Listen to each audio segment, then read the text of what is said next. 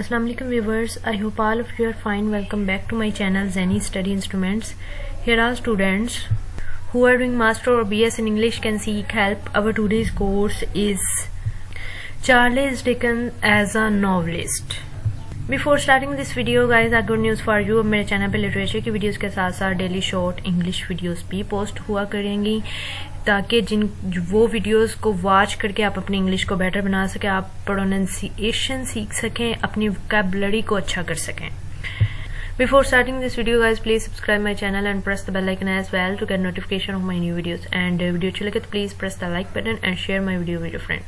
Please share my video with your friends. Zeni Study Instruments Literature in Pakistan. Now I'm gonna start the topic.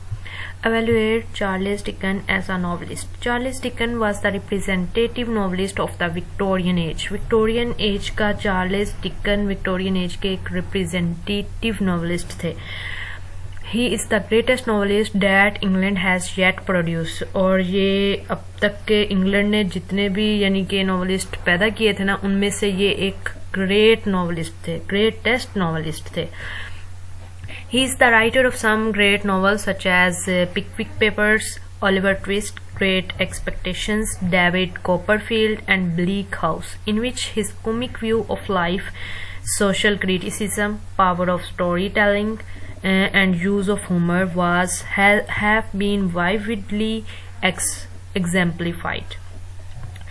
और कुछ अजीम novel जैसे कि first of all Pickwick Papers, Oliver Twist, Great Expectations, David Copperfield, Bleak House के मुसन्नफ हैं, जिनमें इनके comic view of life, समाजी तनकीद, कहानी सुनाने की ताकत और मज़ाह के इस्तेमाल की भरपूर मिसालें दी गई हैं.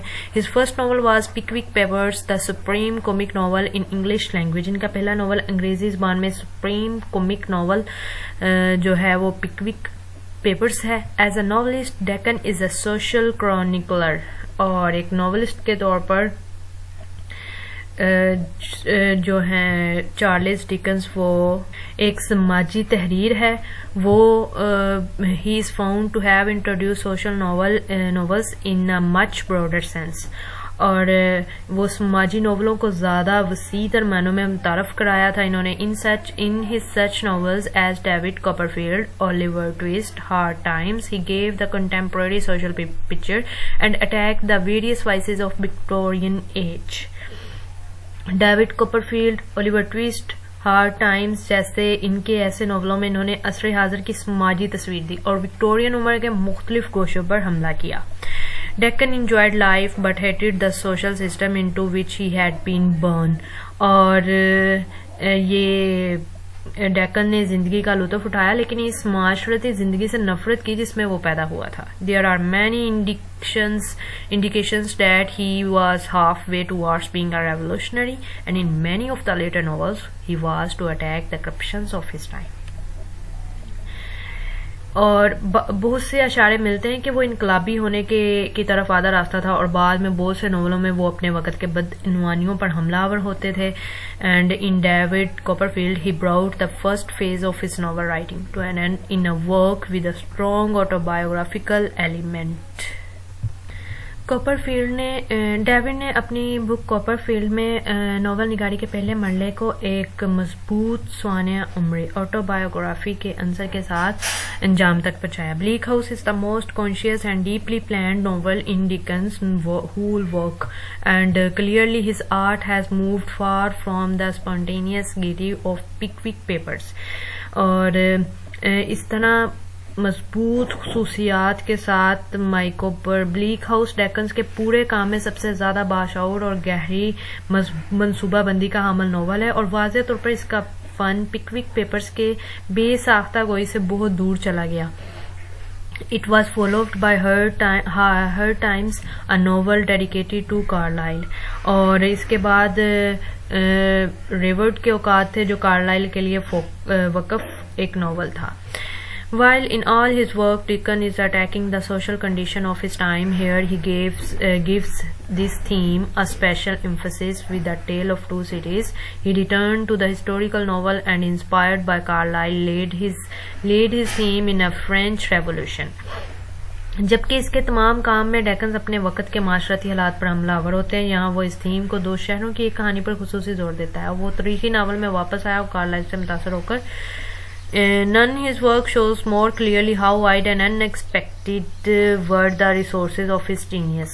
इनकलाब फ्रांस में अपना थीम रख दिया और इसका कोई भी काम ज्यादा वाज़ेह तौर पर जाहिर नहीं करता कि इसके जहन के वसाइल कितने वसी और गैर मुतवक्को हैं। He completed 2 other novels, Great Expectations and Our Mutual Friend, before his death. और इन्होंने अपनी मौत से कबल 2 दीगर नॉवलों को बड़ी तवक्को, एक था एक्सपेक्टेशंस यानी कि ग्रेट एक्सपेक्टेशंस और दूसरा अ म्यूचुअल फ्रेंड, मुकम्मल किया। और and he left unfinished the manuscript of the mystery of Edwin Drood, और एडविन ड्रॉड के असरार का नुस्खा नामुकम्मल छोड़ दिया।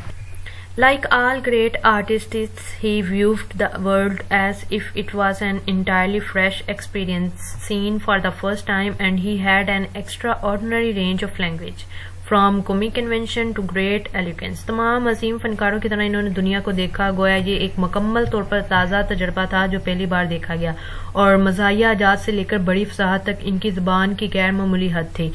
He invented character and situation with the range that had been unequaled since Shakespeare. और फिर इन्होंने इसने किरदार और सूरत हाल को इस हद तक आजाद किया जो शेक्सपियर के बाद से गैर मसावित है।